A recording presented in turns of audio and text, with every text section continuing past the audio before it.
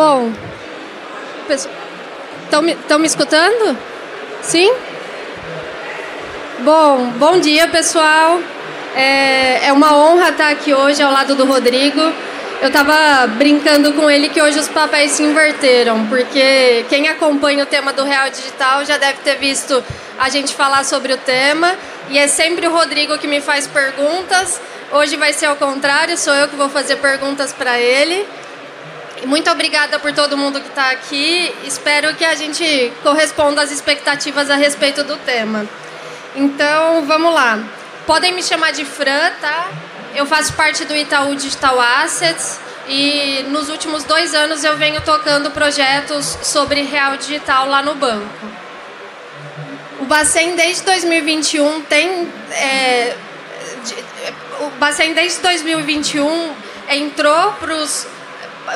fez parte dos 100 bancos que estão olhando para uma CBDC.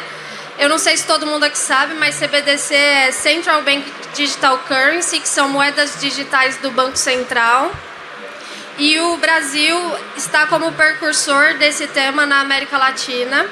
E o que o Banco Central está fazendo em relação a isso? Primeiro começaram os estudos. Eu já vou passar a palavra para o Rodrigo se apresentar. Só quero fazer uma pequena introdução.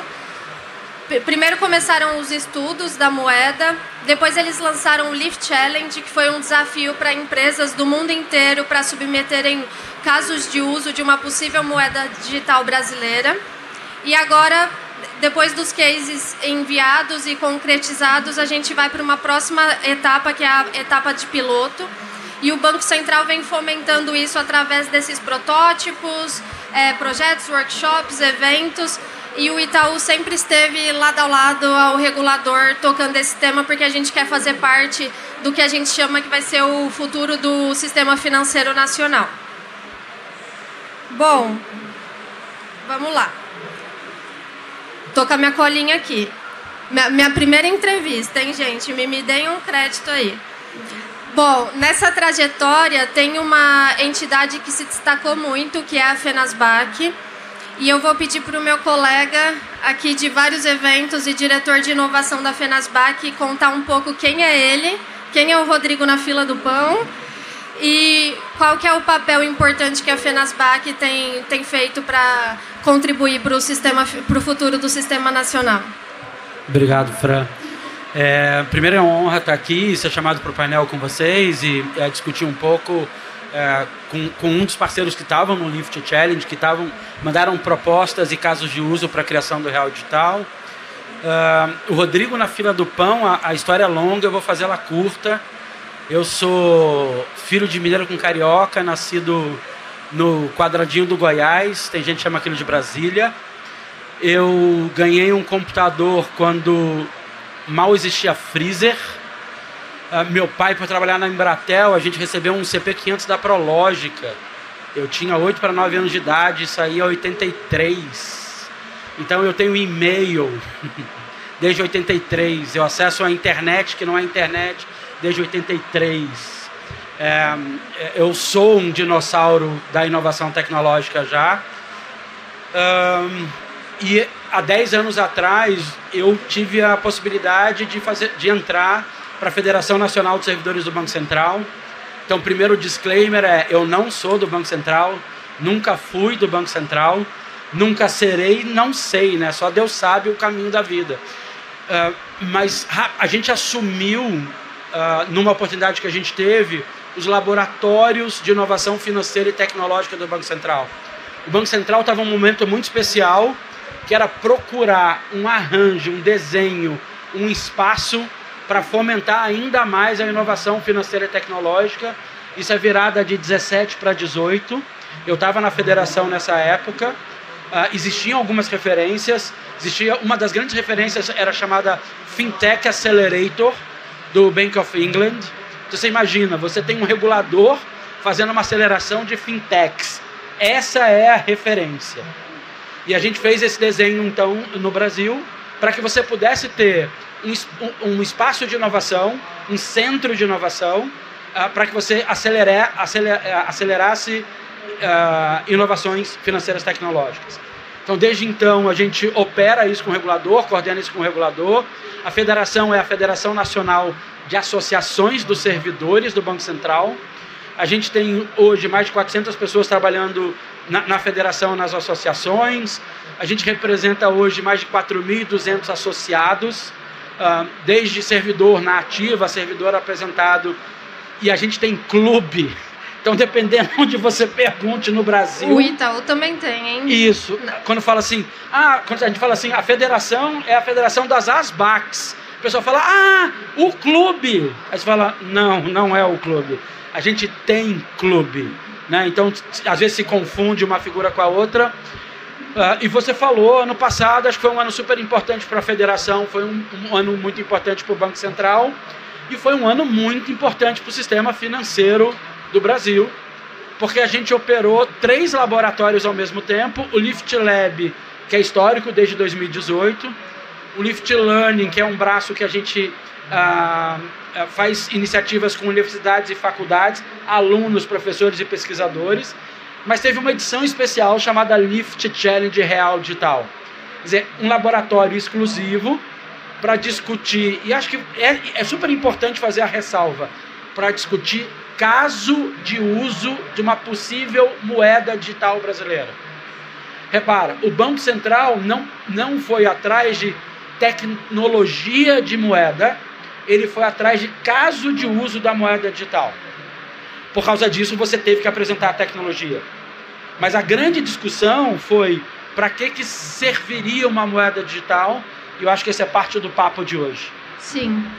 Rodrigo, você trouxe um ponto agora a respeito do regulador trabalhar não só para bancões, né, como a gente escuta bastante, mas para fintechs e outras empresas de pagamento, enfim. E a gente estava falando sobre isso ali atrás e eu acho que vai muito em linha com a primeira pergunta que eu quero te trazer, que é como começou a discussão em torno do Brasil ter uma moeda digital. Ou melhor, né, como a gente está escutando por aí, uma moeda tokenizada. Eu acho que vai muito em linha da competição, né, e o quanto a competição ela é positiva para a inovação.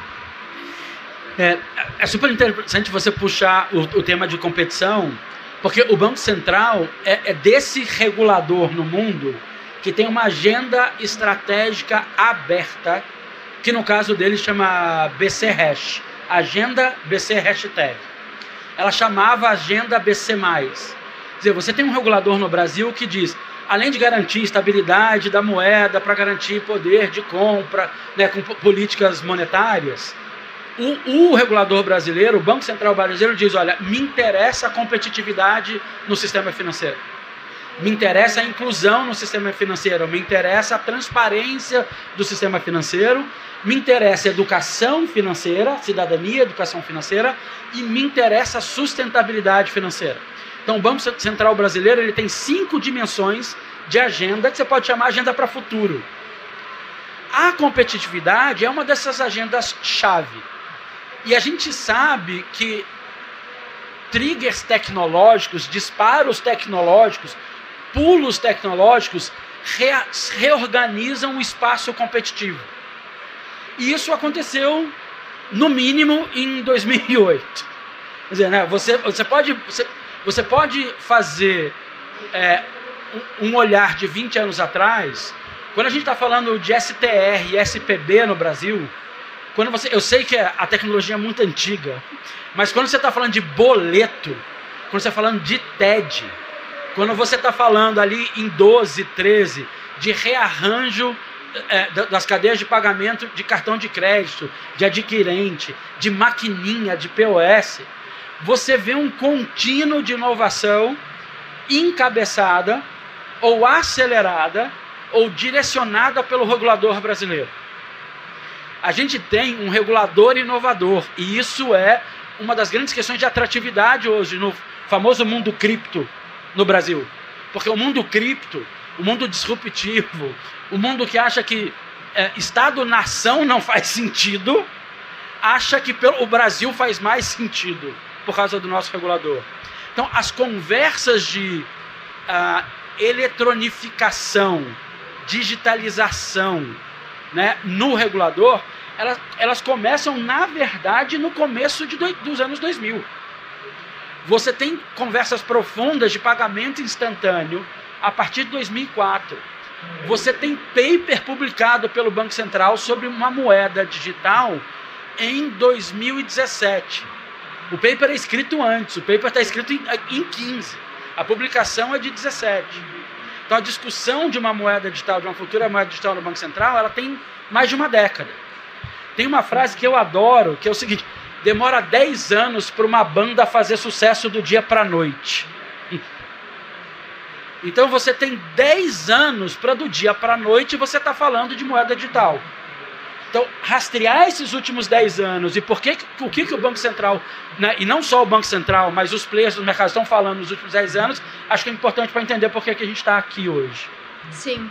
E uma coisa que é bem interessante, quando a gente começa a ver a CBDC surgindo, elas surgiram majoritariamente em países subdesenvolvidos. Porque quando a gente olha para esse tipo de inovação, a gente fala, não, Europa, Estados Unidos, e são países que ainda estão muito incipientes em relação ao tema.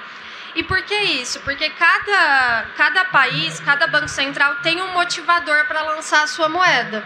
E quando a gente olha para os primeiros países que lançaram sua CBDC, Bahamas, oh meu Deus, me fugiu agora, Nigéria, El Salvador, que são os primeiros países que lançaram, eles não têm um sistema de pagamento instantâneo evoluído como o Brasil. E aí, quando o assunto de CBDC chegou no Brasil, teve muitas perguntas, inclusive até hoje, em relação por que CBDC, por que vocês querem lançar um real digital se a gente já tem o Pix? Quais são os benefícios desse real digital? Quais são os problemas que ele resolve? E aí a minha próxima pergunta para você a gente gosta muito de explicar, é um tema muito complexo. Quando a gente começa a falar Bitcoin, criptomoeda, real digital, o pessoal fala, do que vocês estão falando? Então, se eu precisasse explicar para o meu avô quais são os benefícios de uma CBDC brasileira, o que você diria para ele, Rodrigo? Essa é difícil, essa eu te peguei. Quantas horas a gente tem, que hora seu avô chega aqui? 17 minutos. Tá bom, 17 minutos. Eu acho que a melhor versão que eu conheço é Pix inteligente. Ponto. Por que Pix? E por que não Pix? Eu vou explicar as duas coisas. Não é Pix. Tá gravado. Não é Pix. Mas por que Pix inteligente talvez seja uma boa explicação? Porque você tem uma digitalização da economia e da sociedade. Quer dizer, a história clássica de a gente não revela mais foto. A gente não transforma mais uma imagem numa representação física dela. A gente deixa a representação digital daquela imagem. Ok. A gente tem cada vez menos impresso dinheiro. A gente tem usado cada vez menos a representação física do dinheiro. Dinheiro, papel, moeda. Dinheiro, moeda. Nota e moeda. A gente tem usado uma representação eletrônica, digitalizada disso. Então, quando você olha o seu saldo na sua conta, no seu aplicativo, e você faz um pagamento, um TED, um DOC, um investimento, você tem usado uma representação digital daquilo. O Pix tinha resolvido toda a parte que a princípio a gente gostaria de resolver de uma moeda eletrônica. Ele é instantâneo. Eu passo para você, você recebe na mesma hora. Isso é um problema, a não instantaneidade da transação é um problema econômico gigante. Se você, e de confiança, não só, mas um problema de logística, de operação, de modelo de negócio. Você imagina o que é para um varejo eletrônico fazer promoção de um item que ele precisa rodar no estoque e todo mundo reservar o item no boleto para decidir se vai comprar ou não nas próximas 48 horas. Esse é o comportamento clássico do consumidor. Você não está comprando no boleto, você está reservando para pensar depois. E aí o varejista está com aquele reserva que não garante, né, a instantaneidade do pagamento. Tá, você tem o cartão de crédito, cartão de débito para isso. Você tem algumas barreiras de entrada, as barreiras digitais de entradas, e você tem taxas clássicas desses sistemas que não estavam mais tranquilas. do ponto de vista da tecnologia que a gente tinha hoje. Então o Pix resolve a história de instantaneidade. A princípio você não precisa de uma moeda digital. Muitas jurisdições, muitos países estão criando as CBDCs para resolver essa parte, o instantâneo. Muitos estão criando para resolver a integridade do sistema, o nosso STR, fazendo mais de 20 anos. Né? Transação interbancária.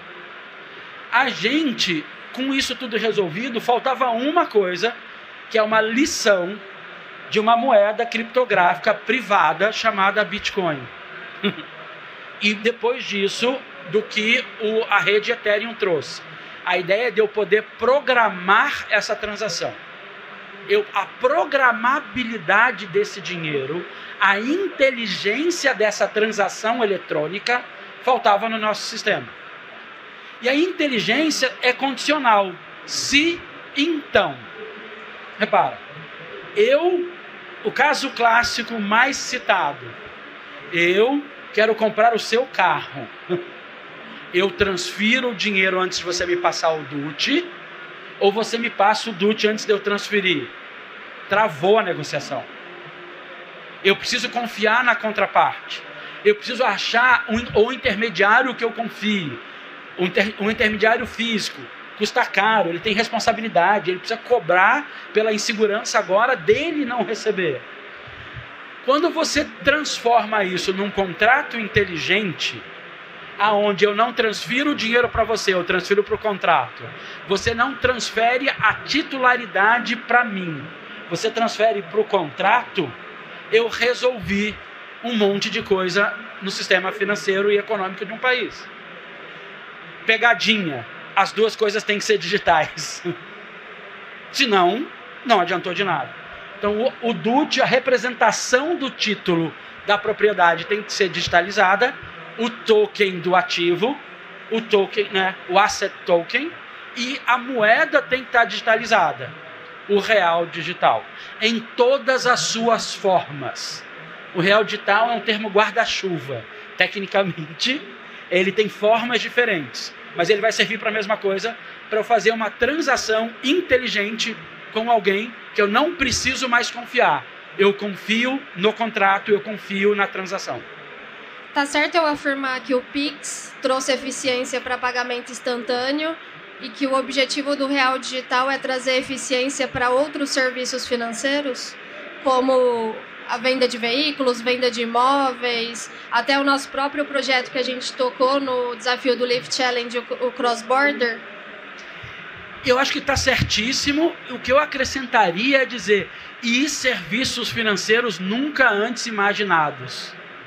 E aí, talvez, uma dessas ideias seja, eu vou dar o exemplo daqui. O que você acha de no ano que vem pagar R$200 a mais no seu ingresso do Web Summit para garantir que você entra numa fila especial que te bota para dentro em 15 minutos?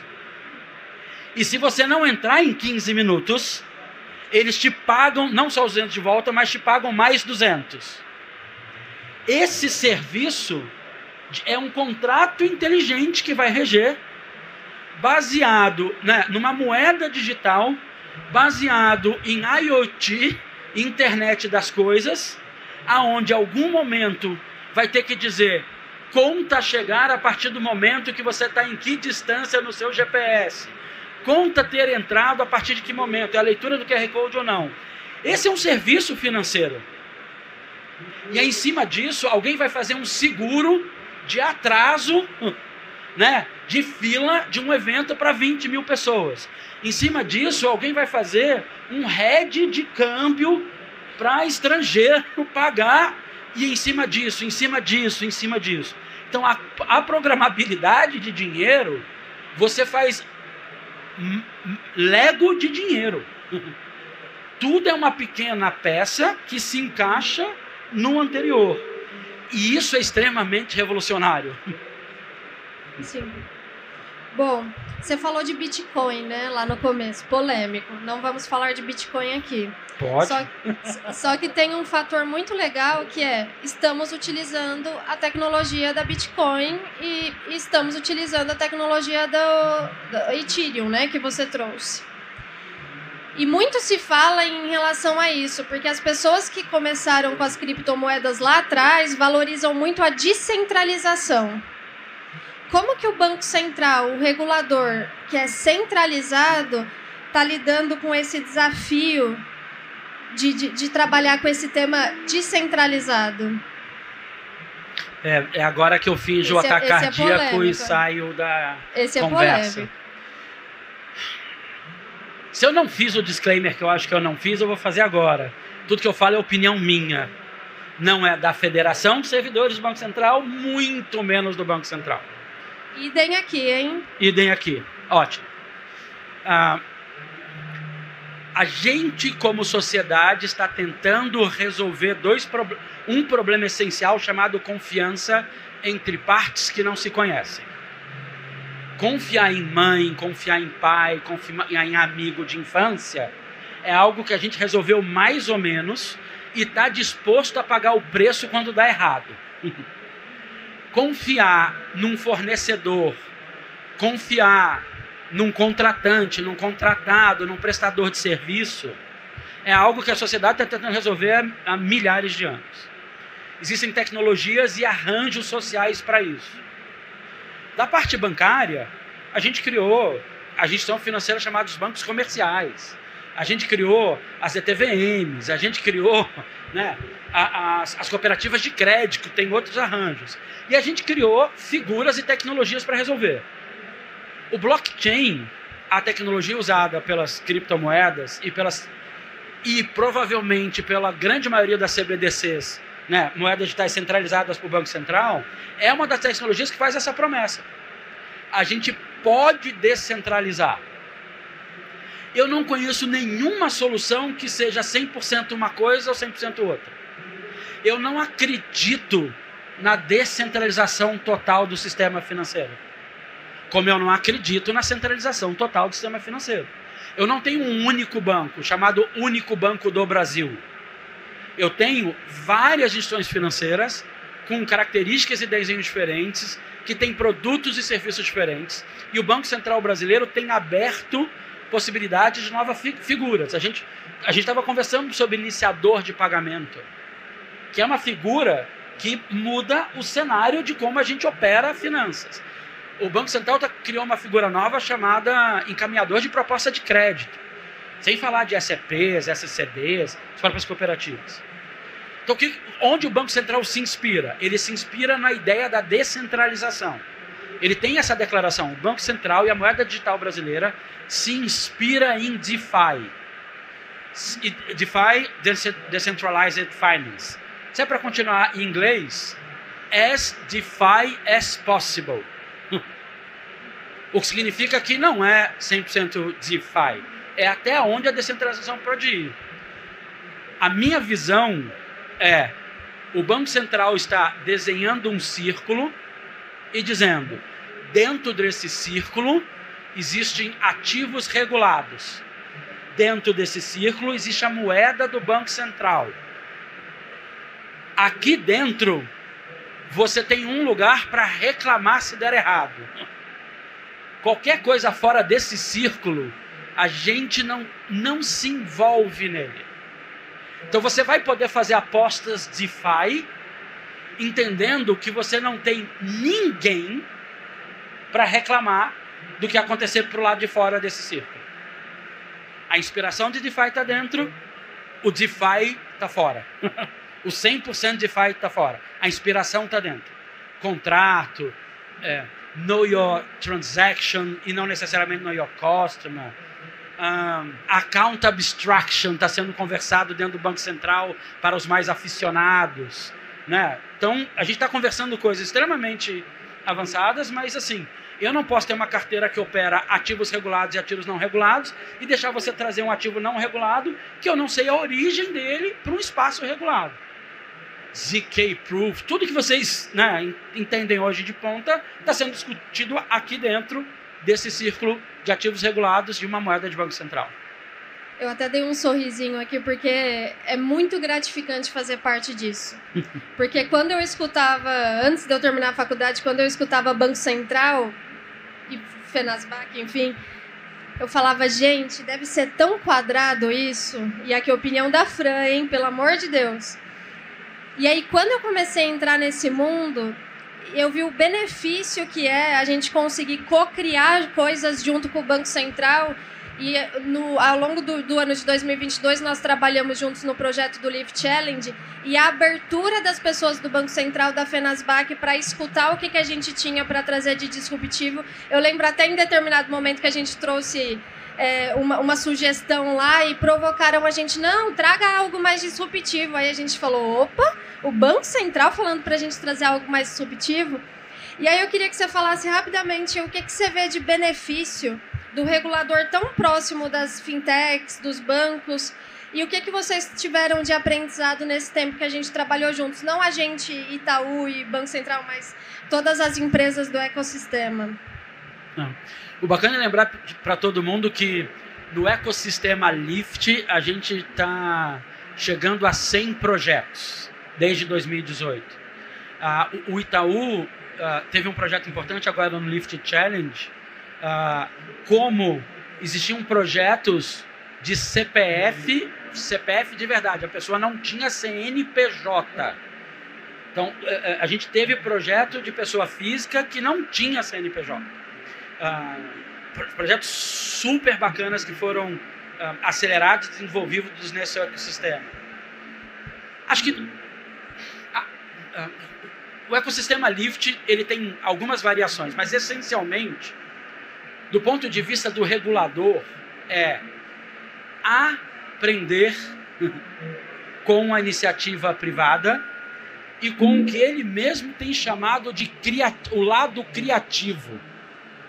Porque o Banco Central tem dito isso, o Fábio Araújo fala muito isso, que é o líder e coordenador do Real Digital, ele fala, não é papel do regulador ser criativo, mas é papel do regulador estimular a criatividade, discutir a inovação e ajudar a aprofundar esses novos desenhos.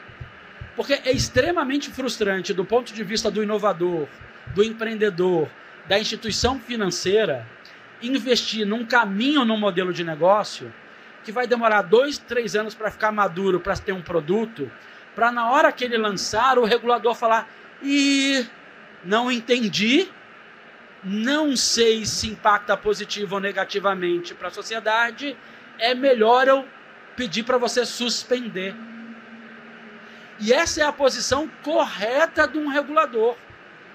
Se um regulador vê um produto, né, um modelo novo, que ele não sabe se vai quebrar, né, a parte da sociedade, as pessoas, tirar dinheiro das pessoas, ou não, ele tem que proteger os 210 milhões de brasileiros. Então, esse caminho de aprendizado, o Lift Lab, o Lift Challenge, o Lift Learning, tem servido para isso. Para você mandar um projeto. Enquanto você falava, Fran, eu estava lembrando de um projeto.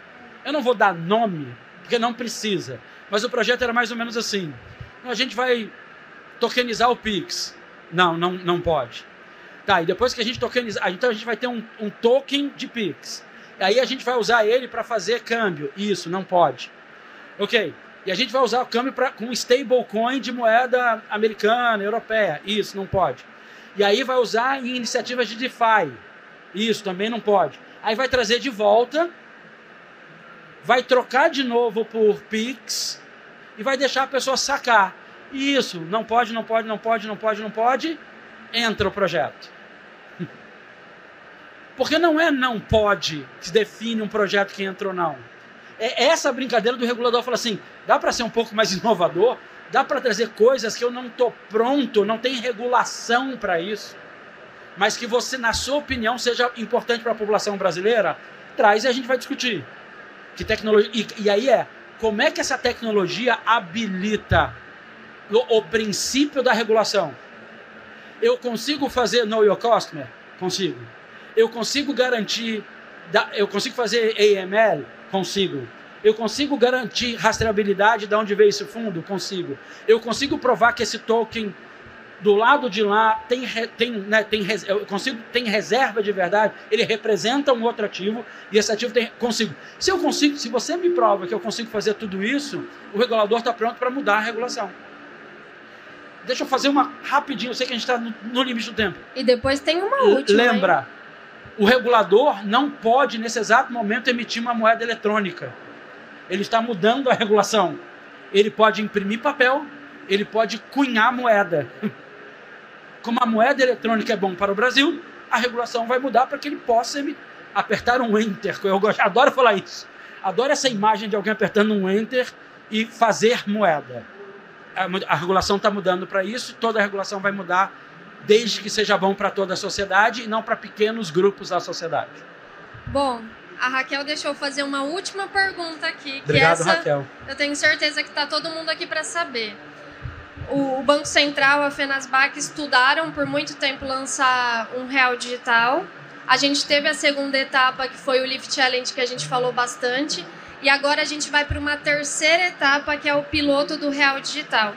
E aí eu quero saber o que vocês estão esperando desse piloto e o que a gente, como sociedade, pode esperar desse piloto do real digital. Talvez a pergunta mais importante para o final.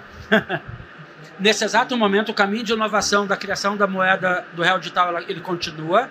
O Lift Challenge acabou. O que você tem é um piloto. As chamadas para os projetos do piloto estão abertas. Toda instituição regulada pelo Banco Central que tem acesso ao RSFN pode mandar um projeto.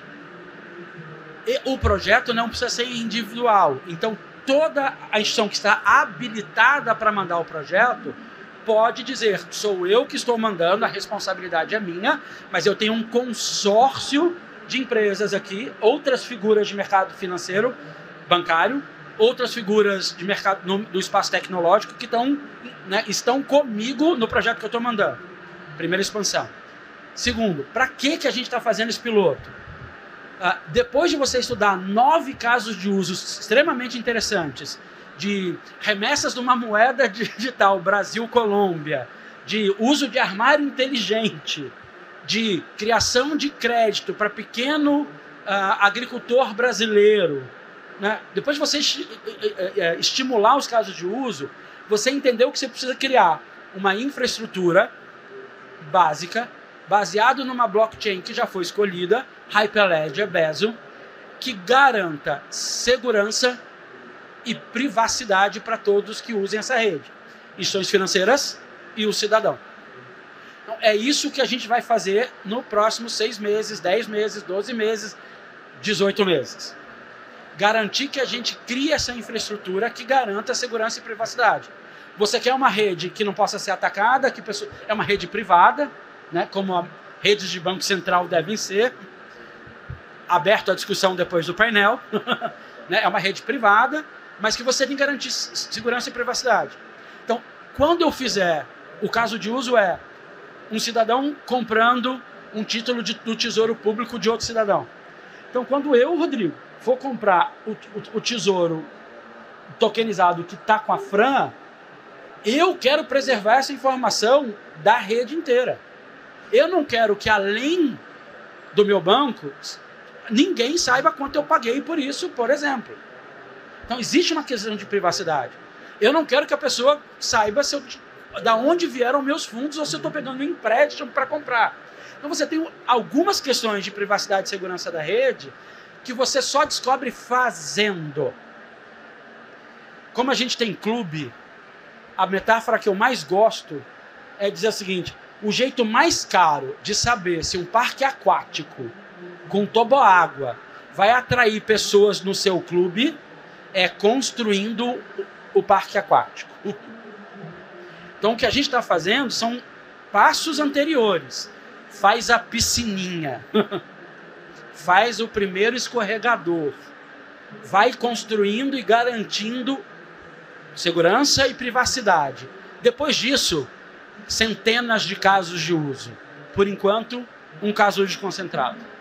O que a gente quer? A gente quer todo mundo, a gente quer bancos laranjas, bancos roxos, bancos amarelos, bancos verdes, cooperativas verdes. A gente quer iniciadores de pagamento, a gente quer infraestrutura de mercado, a gente quer bandeira, a gente quer todo mundo que pode mandando o projeto para escolher número mágico 10, 8, 12, 15, para que a gente comece o piloto.